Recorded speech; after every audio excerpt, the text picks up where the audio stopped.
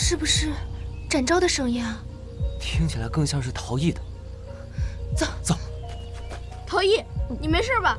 猫灵，真的有猫灵。你别怕，有我在呢。破红魔，今日你我就一决高下。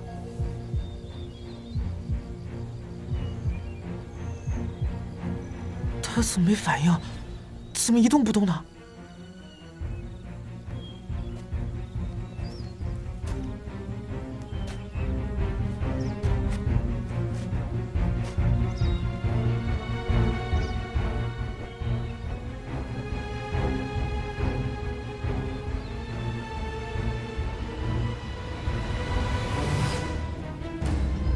欧诗南！欧诗南，欧诗南，小花花，你醒醒，你说话呀，小花花！欧诗南，欧诗南！陶艺，他好像已经死了。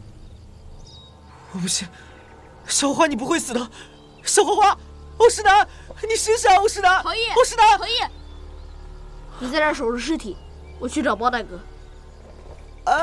我也去，我不要一个人守着尸体。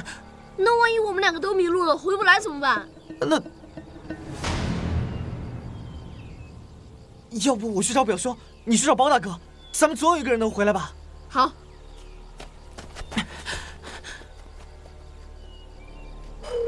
包大哥，南姐姐，二文姐姐，你们在哪儿啊？包大哥，你们到底在哪儿啊？包大哥，南姐姐，二文姐姐。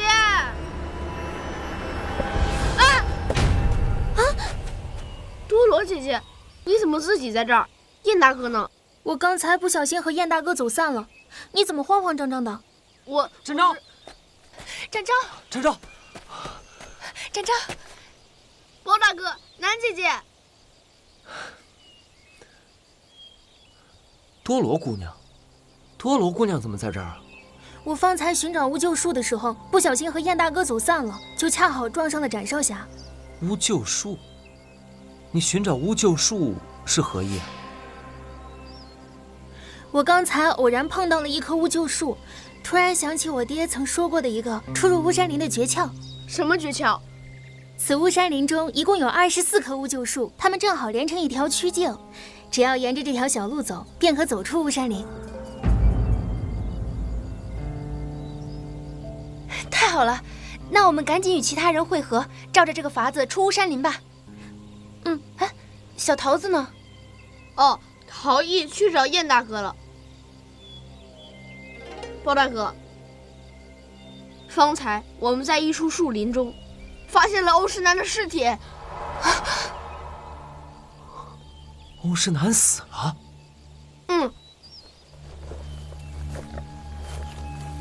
而且他的脸上贴着一张猫脸面具，身上还披着破狐魔的衣袍。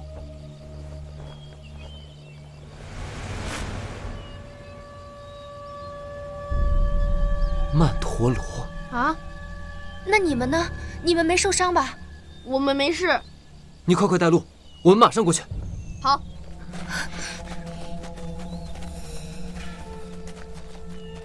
表兄，你在哪儿啊，表兄？燕大哥，再不出来我就找不到家了。燕大哥，燕大哥，小桃子，吓我一跳！你怎么一个人在这儿啊？翟小昭呢？他去找包大哥了。我在找表兄。哦，你拿刀做什么？哦，这是我的防身之物。在下可是全知开封府氏之子，怎能一点行动都没有？找你找了半天，感情你是在这儿呢。看你失魂落魄的，可是出了什么事？出大事了，小花花死了。什么？欧诗南死了？他在何处？在那边。走，走。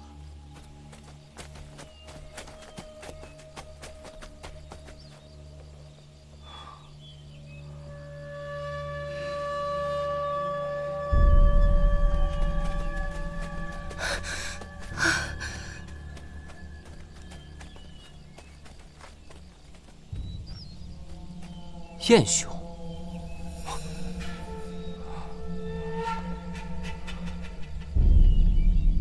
胞兄，你来的正是时候啊！方才我听到小易呼喊，便循声而至。只是到了此处之后，未看见小易，却发现欧公子身陷从中。我不知其死活，只好先助他脱身。早知道燕大哥在附近，我和陶艺就在这等你了。哦，也没有很近。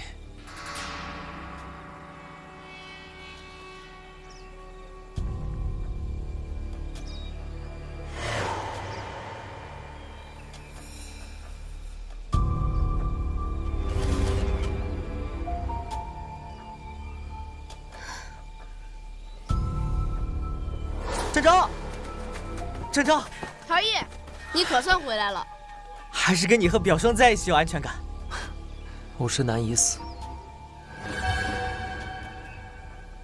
然死因蹊跷。刚刚这儿究竟发生了什么？我们刚才走到这儿，见林间有人影，便上前一探究竟。拨开树后，迎面看见的居然是破红魔。后来我见他一动不动，于是就将他的猫脸面具给掀开来，才发现里面的人竟然是欧石南。我俩谁也不敢守着尸体，于是都去搬救兵了。破红魔会不会就是欧石南啊？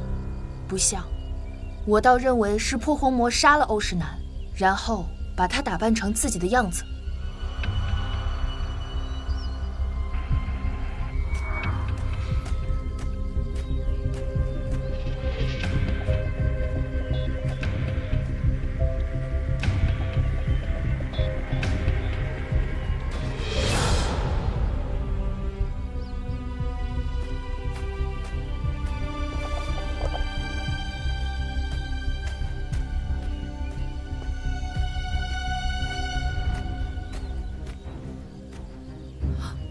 不会是白骨吧？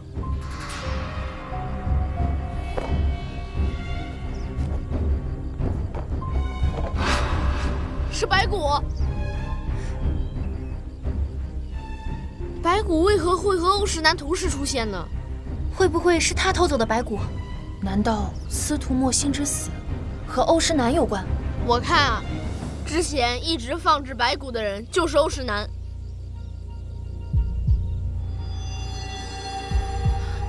他手上沾的是什么？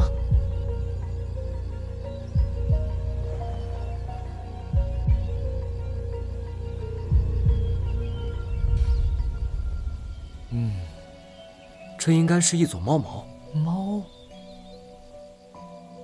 是不是这张猫脸面具上的毛？应该是。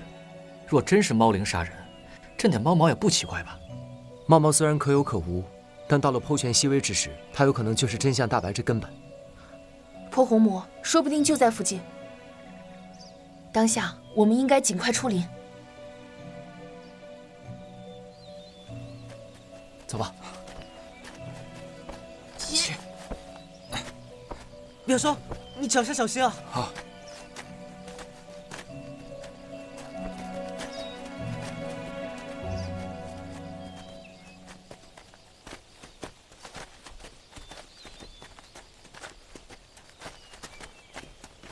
多罗姑娘的法子果然十分奏效。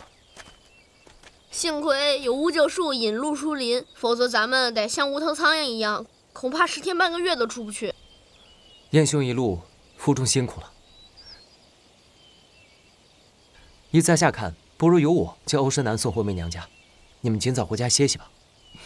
哎呀，既然这样，我就先和多罗姑娘回族长家，免得他们担心女儿的安危。如此甚好。那我们走吧。走。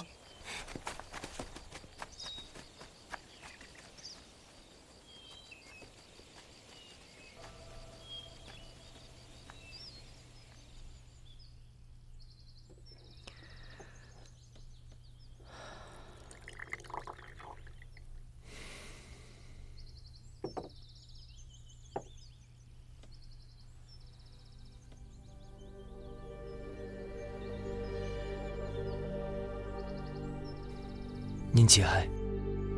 你们不必劝我，我为医多年，见惯了生死，没有什么看不开的。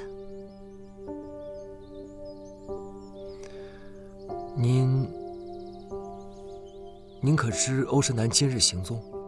他经常不着家，今日也与平时一样，吃完饭又出门去了。我问他去哪儿，只说是出去走走，结果一天未归。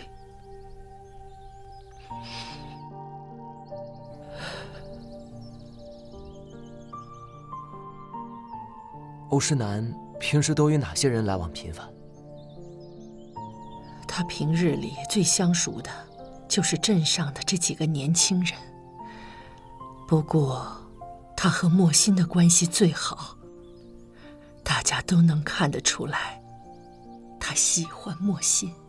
我就说嘛，司徒莫心房间里的纸笔一定是为了给秦朗写信，原来他们俩是两情相悦啊。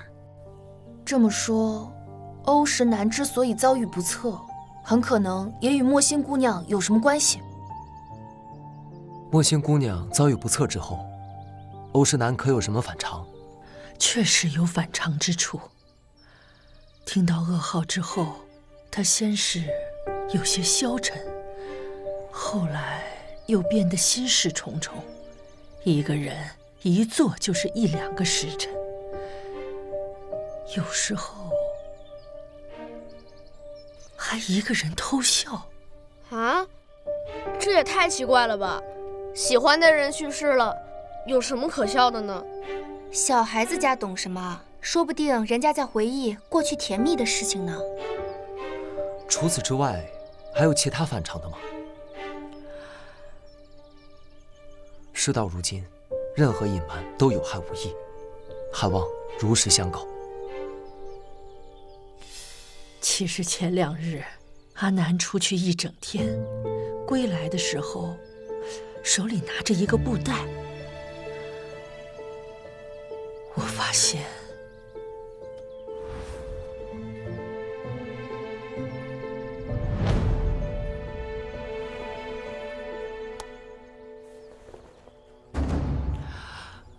蝎子。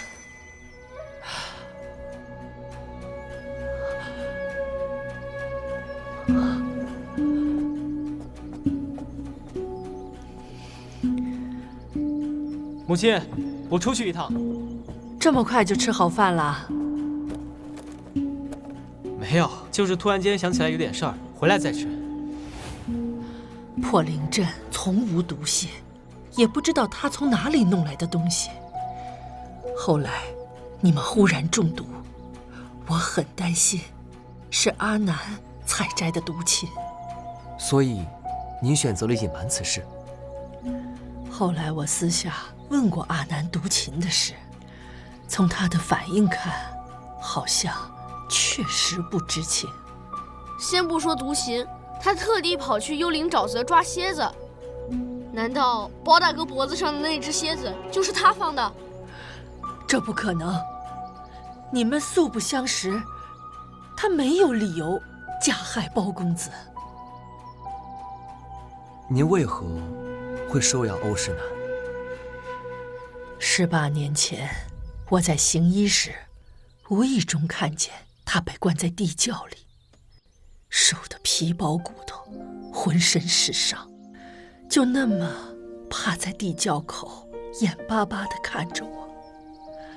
我如何能够狠心离开？我想，这大概就是缘分吧。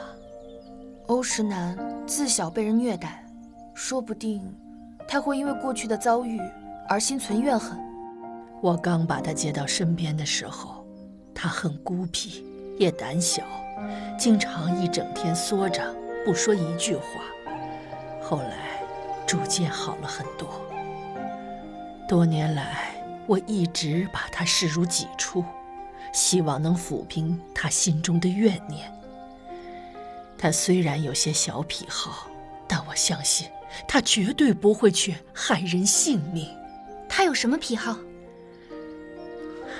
也许因幼年遭受禁闭，导致他现在极为喜欢打探外界的消息，也喜欢暗地里收集别人的秘密，偏执的想要掌控一切，凌驾于众人之上。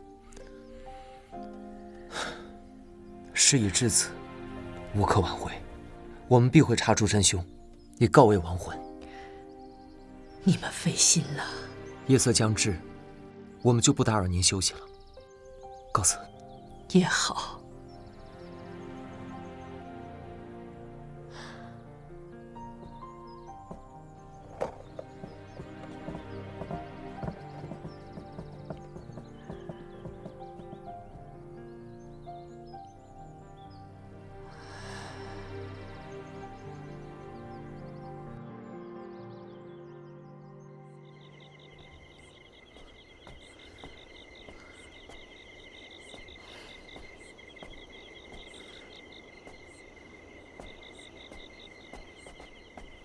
哎，赵公子，你这是去哪里啊？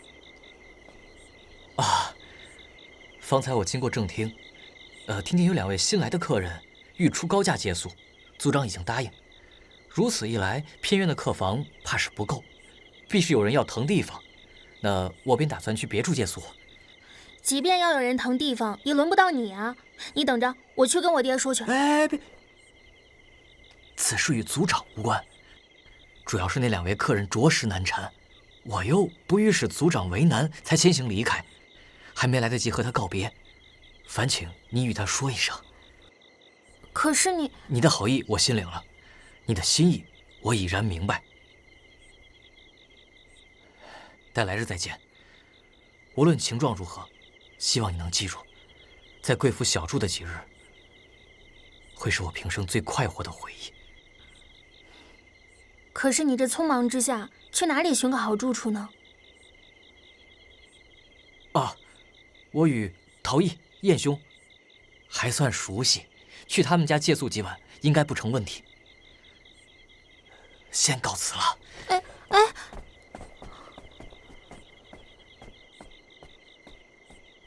奇怪，不过换个住处，怎么像被狗撵似的？怎么还不回来？包公子啊！多罗姑娘，多罗姑娘在这儿做什么？我担心你们，我爹娘正在正厅待客，我先送你们去偏院吧。又有客人？是啊，我也是回来之后才知道镇上又来了客人到我家借宿。来的是什么样的人？2人气度非凡，一看便知非富即贵。这平素鲜有人造访的小镇，忽然这么热闹，怪得很。可不是，一看这2人便是十分相熟，却又死活不肯住在同一间房，非要出高价让我爹给腾出房间来，害得赵公子搬走了。赵大哥走了，去了哪儿？说是去陶艺家了。有人出了高价就撵走其他租客，族长家的待客之道真是令人刮目相看。我爹才没有撵人呢，是赵公子无意间听见他们说话，怕我爹为难，便自己收拾东西匆忙走了，还没来得及跟我爹说一声呢。我都没得空告诉我爹阿南的死讯。族长既不许外客入镇，为何你爹将那2位当神仙迎，而把我们当小鬼赶？听说他们有全知开封府事作保，所以能留在镇上。又是全知开封府事？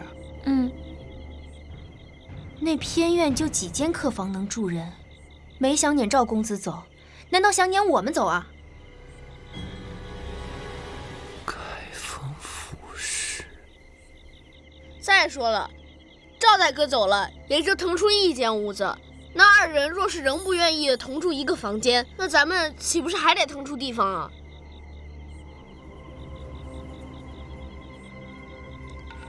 不是吧？族长真让我们走啊？不是，我想着让南姑娘和白姐姐委屈一下，去莫心的房间挤挤。什么？司徒莫心那间屋子和柴房差不多，你爹也好意思啊？别忘了，我们也不是白住的。我和阿软去挤挤。我告诉你，如果非要去，那也是你包大哥去。你问问他，好不好意思让我们2个女的去住柴房？哼！我也就随口一说，你凶什么凶？这也太不讲道理了！明明相识，却不肯住同一间屋子，凭着自己有钱就要疑难他人，我这就去和他理论理论。走。啊，展昭，快站住，别冲动啊！我就是要看看是谁这么横，以为自己是皇帝老子呢。展昭，展昭，别去，别去！展昭，你们好大的胆子，反了你们了！八邪王，在下魏良辰。魏先生，这位是我的旧友，人称庞爷。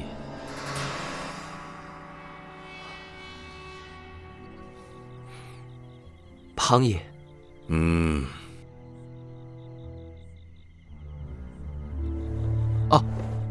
在下包拯，乃是进京赶考的学子。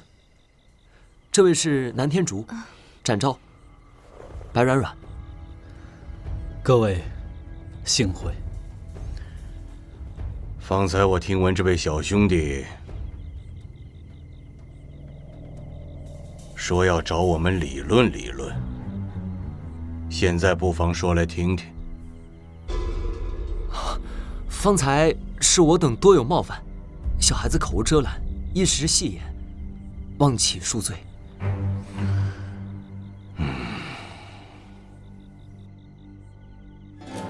童言本无忌，义气却可嘉。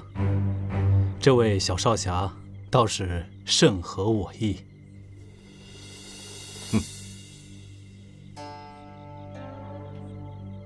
多谢魏先生。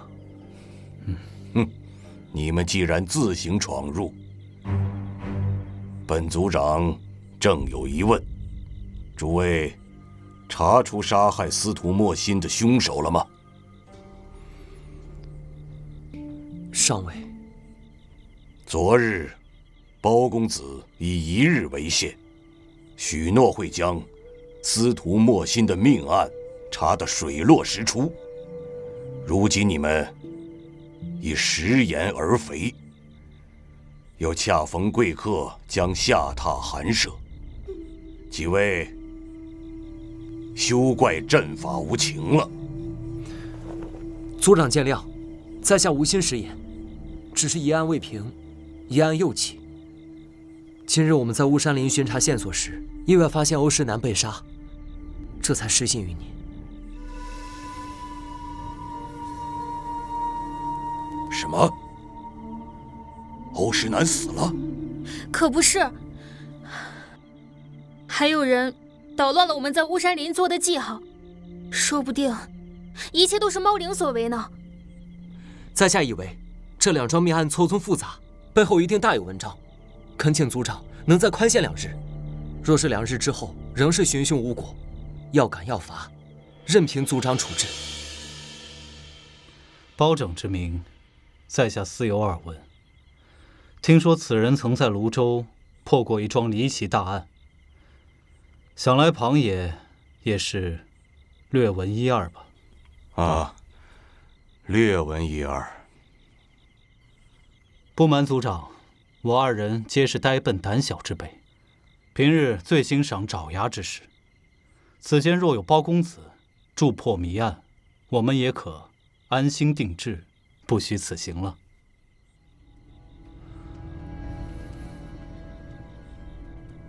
哈，既有先生说情，那在下便再容他2日。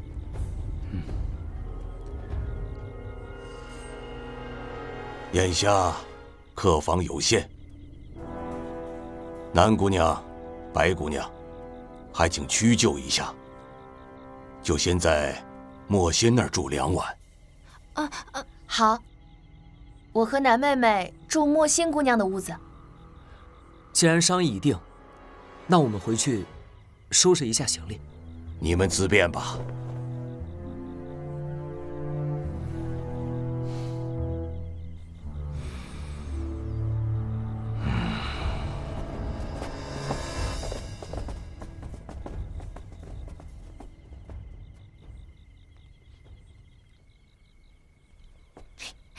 看，厉害厉害！来一个。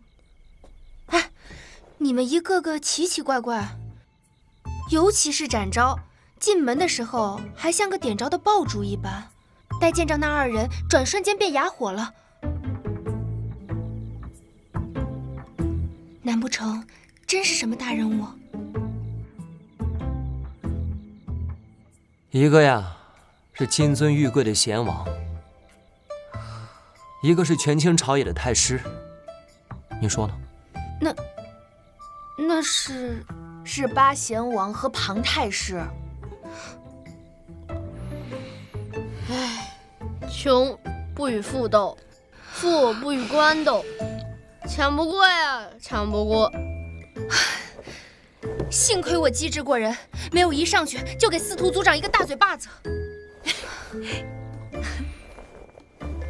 哎，对了，多罗姐姐曾经说过，出入巫山林的诀窍是司徒族长告诉她的。那司徒族长会不会就是杀害欧石南的凶手啊？有可能，但是镇上知道此事的人，怕是不止他一个。哎，司徒莫心的房间到底是简陋了些，还是我们搬过去吧？我这就回去收拾收拾。不行，司徒莫心死得不明不白，他的房间不安全，万一遇上什么危险，就你们2个胆小怕鬼的，能顶什么用啊？我多亏你一身武功，否则凭你这说话得罪人的本事，恐怕连门都出不去。为何不能出门？因为会被人打死。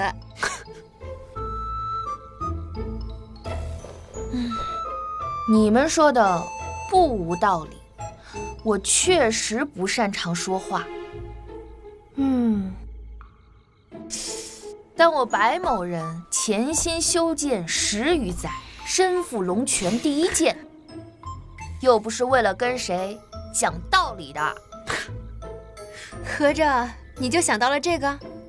啊，有什么问题吗？阿软，你可真逗。我看二姐姐很正常嘛。八贤王和庞太师才有问题，他们俩来这里的时间也太过巧合了。而且这2人怎会结伴同行？他们有全职开封府事作保，想必没打算瞒着。这一行的目的，我猜用不了多久啊，咱们就能知道了。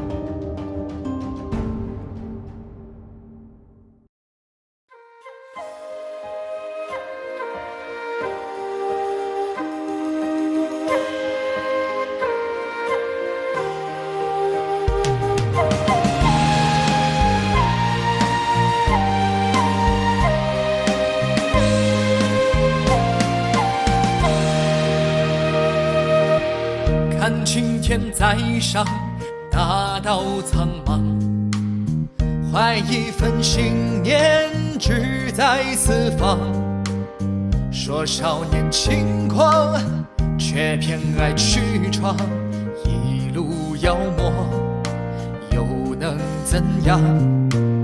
揭开迷离的真相，盘根错节的过往，断案何须要公堂？